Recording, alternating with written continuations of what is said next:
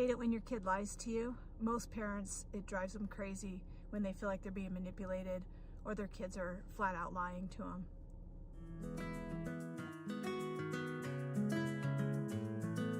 Hi, welcome to the Parenting Bridge podcast. I'm Dr. Michelle Alden, a licensed professional counselor, parent coach, and family therapist. And I'm here to help you to build a bridge to your best family possible.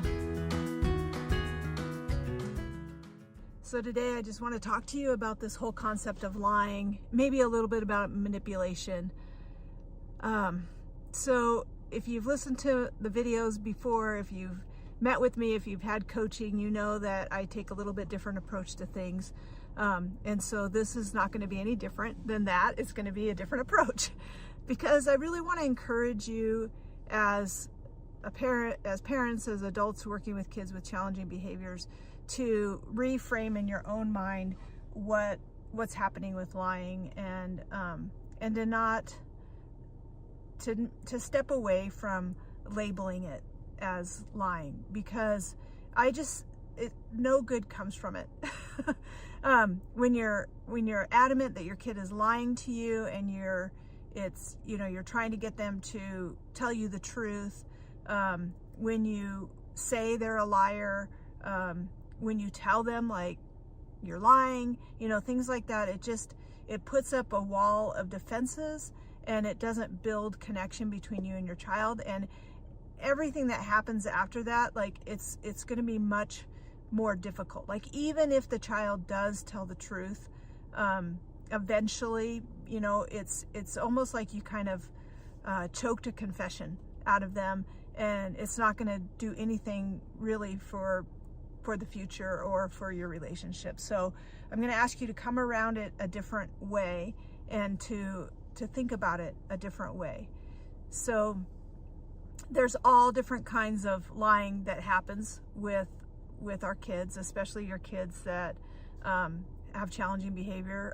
Lots and lots of lying with kids that have mental health diagnosis, and lots of lying and seemingly manipulation with kids that have attachment issues. It's almost expected. When I used to see kids in the office, I would always double check things with parents. So if your kid's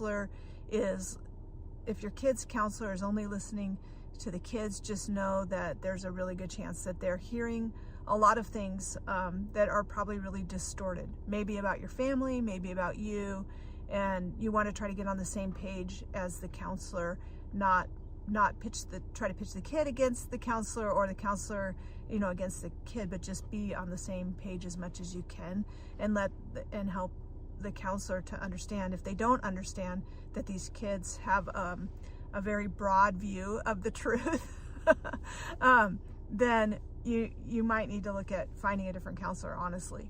And it doesn't mean that kids never tell the truth. And I tend to lean in a little bit more about the abuse, but they have to take the whole thing in context and things like that. So just know that not all professionals just think that, that you're the only one dealing with this as a parent. Everybody that's working with these kids is dealing with it.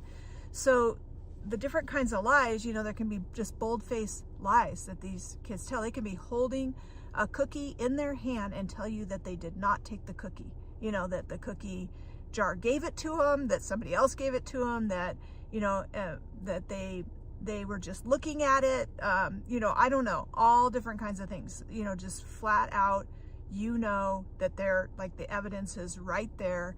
Those kind of lies are like just crazy. Like, I know as an adoptive parent, there was a time when my son was just flat out, it was the same thing. I had the proof in my hand, and he was just adamant, that he did this thing that I asked him to do, and I had the proof that he hadn't done it, like right there. And I thought I was going to lose my mind. It's not dissimilar to what you go through if you've ever been gaslit by an adult or, in an abusive relationship.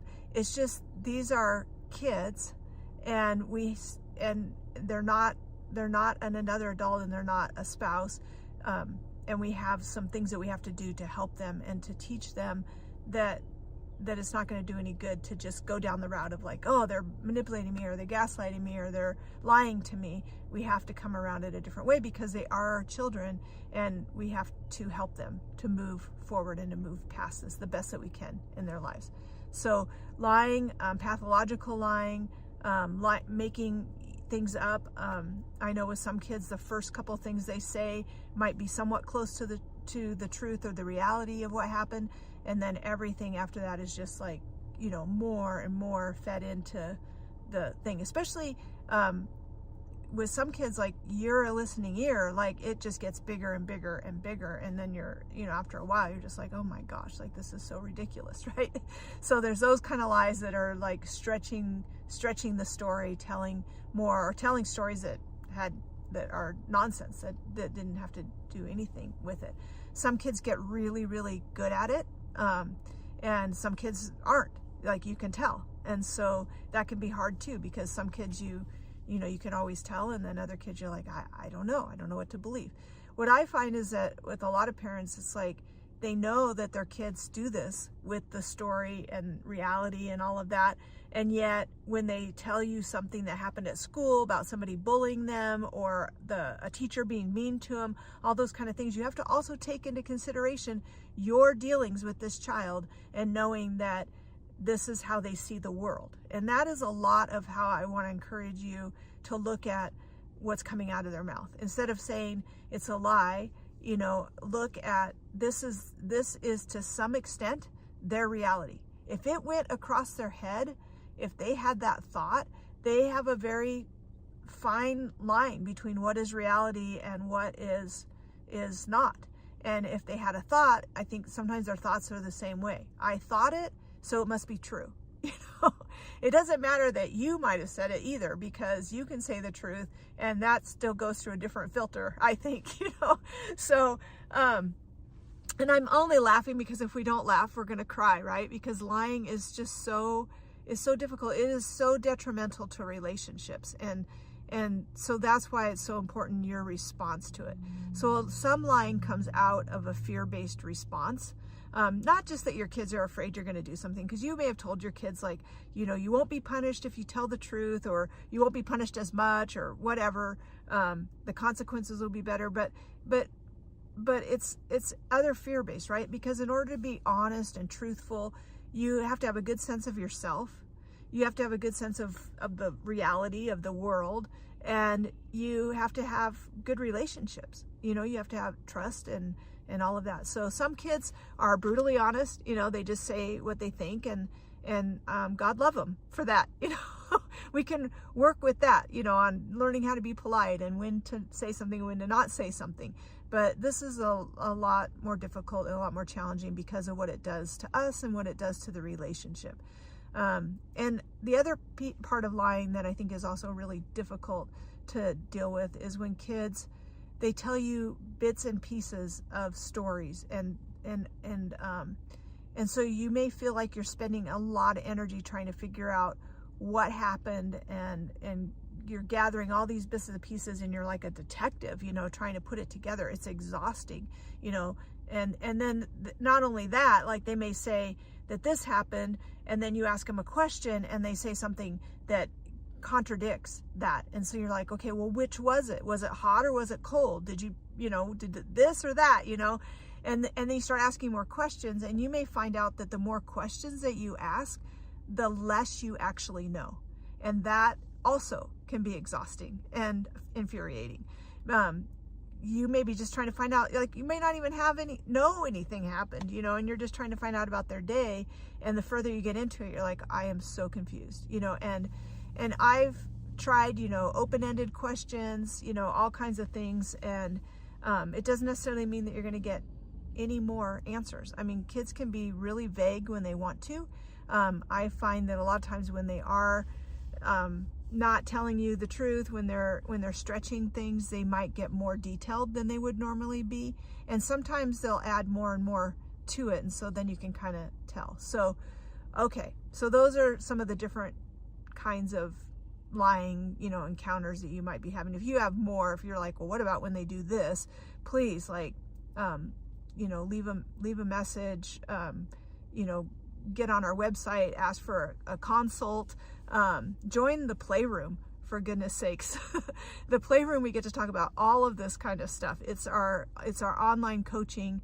You get coached by me every week on Wednesdays. If you miss the live, you get to listen to it. And we have a summer special going, so please look at our Summer Sanity package and join us, because you can say, what about this, and I had this happen, and you can share your victories too, because when you're making these changes from doing it one way to looking at it a whole different way, it's super great when you can have other people be like, oh, that's so awesome, oh, that helps me so much, thank you. So the Playroom has just been great. It's look at parentingchallengingkids.com and sign up, because it's where you'll get the best help straight away. So back to what we do about it. Okay, so I want you to think about it in different terms, first of all. And I want you to think about the fact that when they say it, and the more they say it, and the more detail they put to it, the more it's becoming reality. And I don't believe that we need to let kids just have, it's like, okay, well, you have your reality, I have mine. I'm not saying that. I think we still have to be proactive. So I always encourage this first. What you know for sure is what you're going to present. And it may cause some issues, right? Because you're going to present with what is the purest facts that you can, not your thoughts, not your opinions, not your feelings. Like, I hate it when you lie to me, or I know you're lying. Not that. Just if like, for example, let's go back to, they have the cookie, you see the evidence, maybe it's on their face, maybe it's still in their hand, maybe it's on the counter, and you actually know that it was that child that took the cookie. Rather than ask, who took the cookie, or why did you take the cookie, or did you take the cookie? Don't ask those questions. Just say, I see that you took the cookie, or I see that you ate the cookie. I mean, go with the most facts that's the least subjective, that you can actually see. If something happened at school and the teacher sent you an email about it, or the principal, or the bus driver, or whatever, don't wait until they get home and then ask them about what happened on the bus. Start with what you know. Tell them, Mr. Smith sent me an email, and they're going to start to get defensive, and just say, just a minute, this is what they said happened. I would like to hear what you have to say about it. So you're going to open it up for them to say, but you're okay, because you're looking at it from their perspective now, right? They're going to tell you that it was the other kids, that, they were bullied, all these different things, right? That are not their fault. But we have to start there in order to get to the other place. So, and with the cookie, you're going to say, I know you had the cookie, so now after dinner, everyone else will have a treat, but you will not be able to have a treat. And if they're, having a fit, all this other kind of stuff, it's okay. We can deal with that. You're going to be like, that's all right. That was your choice to have it now, but this is what we're going to do. Okay. So you're not setting yourself up to be lied to. You're dealing with the facts. And are there going to be times when you don't know, like you honestly don't know who ate the cookies, who ate all the fruit snacks? You don't have the evidence. You don't have all the fruit snack wrappers in a drawer in someone's room. I had that happen before. You don't know, and so you're going to have to wait that out. You're going to lose some of the little fights, but in the end, you're going to be able to come around this in a much better way. I just haven't seen much good that comes out of lining everybody up and trying to get the truth, and then having one kid tattle on another kid, destroying relationships at every angle, right? Like the kids are pitched against each other. You have one kid that's your informant, and that's also a super bad place for that child to be in the family and in their relationship, and for the other kid. Like, there's no safety in that, right? Like, so If you need to be there, and you need to be the one that finds these things out. And if another kid tells you, like, so and so did this, that's where a lot of times we get into it, right? Because one child comes and tells you that another child did something, but you didn't actually see it. Then you have to go and hear both sides, but you don't really know. It's like, okay, so just know what you're going to do about it. And I think that's a big case. It's like, if you got through all the questions and you found out that so-and-so ate the cookie, and what are you going to do about it?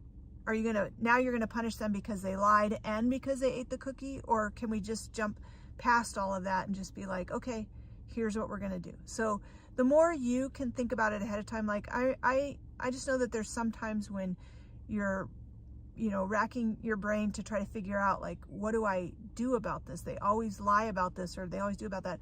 Instead of thinking about how to get them to tell the truth, think about, okay, when I find out, this is how I'm going to handle it. This is what I'm going to do. We can't dump more on kids for lying about it. These are not our neurotypical kids that I'm talking about. Maybe this works in your, with my biological children, I didn't have really big issues with lying. Like there were times that they definitely lied, like, we all do, but they had a more natural way because of our relationship or because of their makeup. It would come back around. And I just think that you really are preserving the relationships, right? So when they get into their big storytelling stuff, one thing that I just encourage you is just know kind of where your limit is. Like, so it's like, okay, you can tell me one more thing about that, and then we're going to move on, right? It just recently, it was, talking to somebody that I think it was at their house, and it was kind of going back and forth, right? Like, the mom had said something, they were putting away silverware, and the mom said, "Where are all the forks?" And the other kid was like, "Yeah, I was wondering the same thing." And then the mom said, "Well, I know that this morning you used 4 forks, so there's 4 right here." "Oh no, those were already there." And it was, an empty dishwasher. And the mom was like, "No, I know that I know what I used, and I had washed it and, put it away." And he was just adamant, like, "No, that wasn't me," kind of thing. But you have to kind of think, like, what's the point? Like, are you going to be in trouble for using 4 forks? It's like, so at some point it's like you're in a tug of war and you can just let go of the rope, and that's what she did. She just said, "Okay, all right, well, I hope those forks turn up." And what's miraculous about it, at least at my house, is sometimes I would say something like, "Gosh, I'm missing all my cups." And then, people do the scramble in the room and they bring all the cups down, or whatever. So, but questioning everybody and finding out and then having people lie to you, it's like, it just keeps it all escalated. So you're going to look for those ways out. There are times when I encourage, like, pointing out, like, "Hey, you told me this and now you're saying this. I'm just wondering, which is it?" And so just letting the kids know that or if you were there and they're telling some story, you can just say, "I was there. That's not how it happened." And just leave it at that. You don't have to go into, like, "Why are you lying about this? And why don't you?" I know it's so tempting to do it. So don't think that I don't know. I've been in these situations where I'm listening to my own kid tell somebody something that you were there for, and you're like, "What? Like, I was there," I have, in a, like, humorous way, asked sometimes, like, where was I?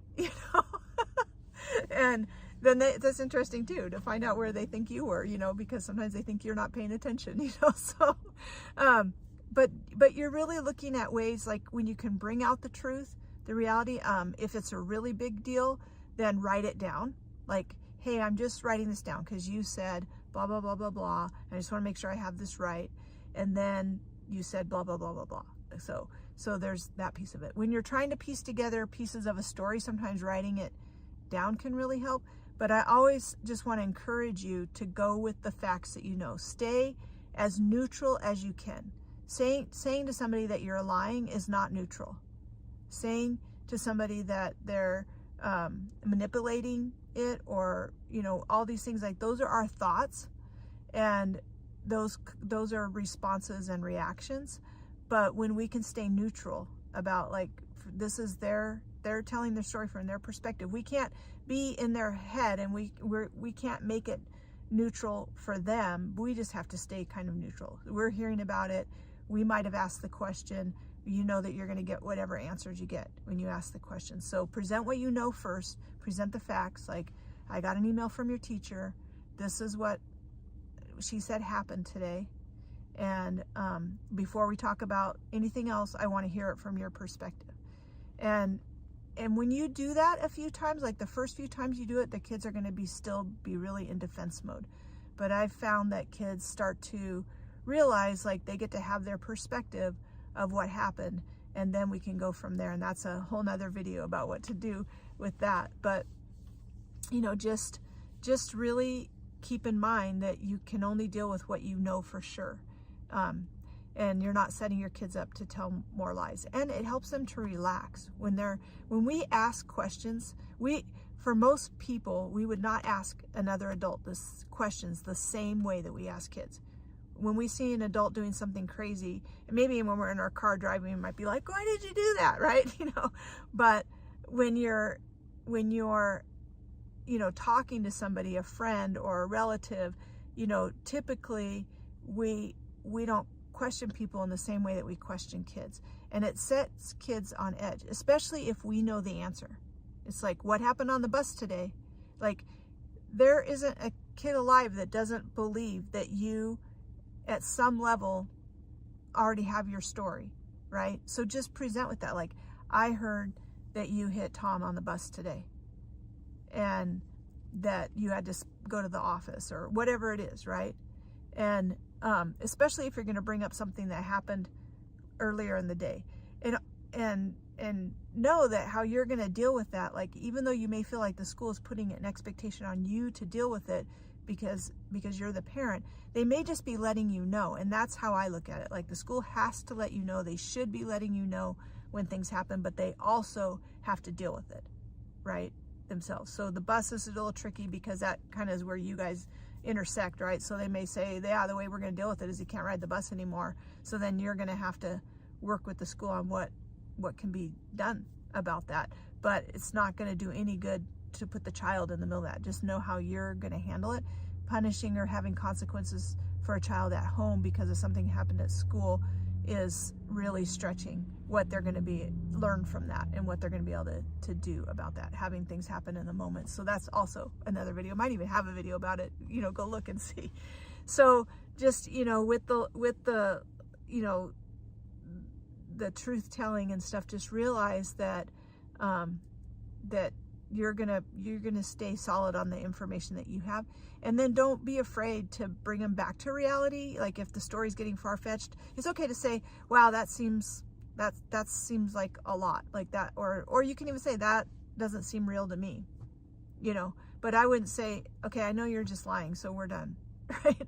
It's just defensive, it makes them defensive. So, it's not that it's that they want to hear you, say, I'm done, I'm enough. So either, but they also need to have that cut off in their brain, because the nonsense talk and the way things get fabricated, it's like you get to choose whether you're part of that imagination or not, and sometimes I've told kids too, like, wow, that is an amazing story. You should write that down. I think you should write that down. So, you can, most kids that I work with don't enjoy writing. Some of them do. And so, but it's like an off button, right? So it's like, just finding ways to stop it. Or you can be like, okay, we're done talking about that now, especially when it starts going into all this stuff, and especially if it's about somebody else and they're not even there to defend themselves. I've had kids say, you know what, we're done talking about that, all this kind of stuff. So that's kind of the basics of lying and just coming around it. I know there's more for sure, so again, just join the Playroom and have those opportunities to talk about it, because this is probably the number one thing that drives parents absolutely crazy, is if they're being lied to and they feel like they're being manipulated. So, and we want you to be able to have better relationships with your kids, and when there's lying and stuff like that going on, the relationships are definitely hurt. Like, there's trust is broken, and you can only go so far with that. So it's really important to work on this and to find some different ways to handle it.